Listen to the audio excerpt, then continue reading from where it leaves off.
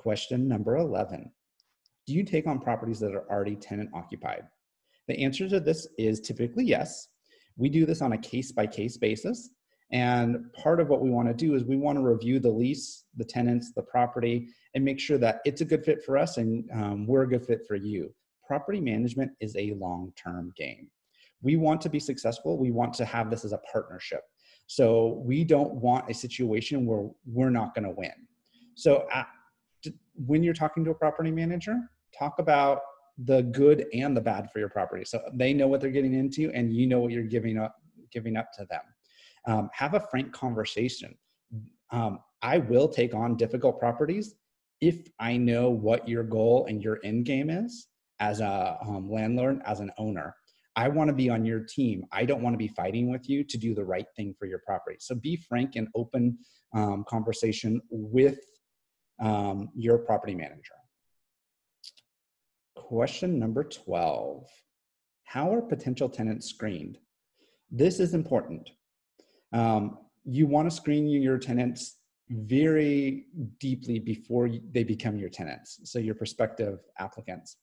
The reason for that is once they move in, things get much more complex, much more expensive to deal with difficult tenants. So some things that we do a credit check, we do income verification, we do previous rental verification, we do employment verification, we require pay stubs.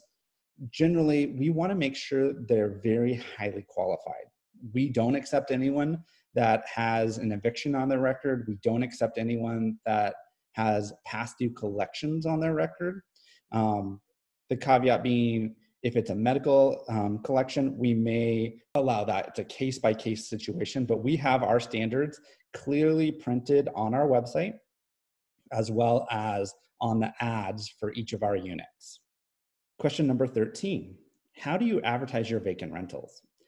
This is a good question. We advertise on 28 different websites, and we update those websites 3 times a week. So we stay on top of all the listings.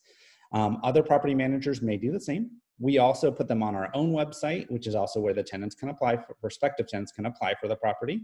We also print out a sheet and we update that in our front office Monday, Wednesdays, and Fridays for people that are in the neighborhood and want to swing by and pick up a list of all our current rentals.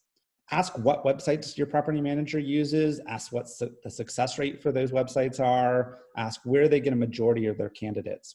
Like I said, we advertise on 28 different websites. I would say about 40 to 50% of our applicants still come from Craigslist.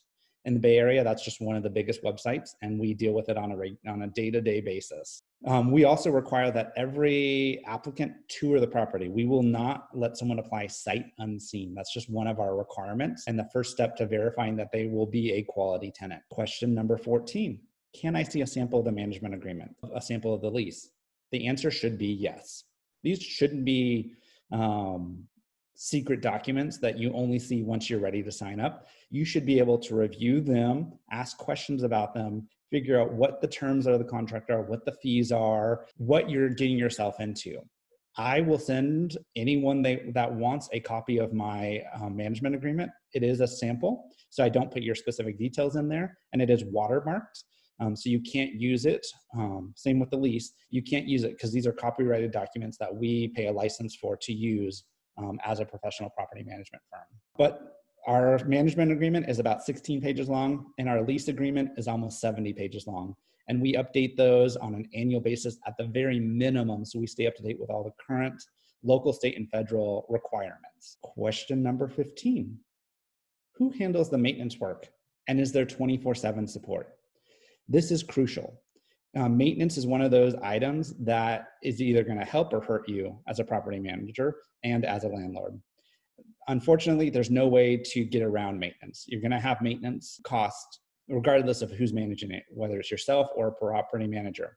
The benefit to using a property manager is a couple things. One, some property management firms like myself have on-staff technicians or handymen.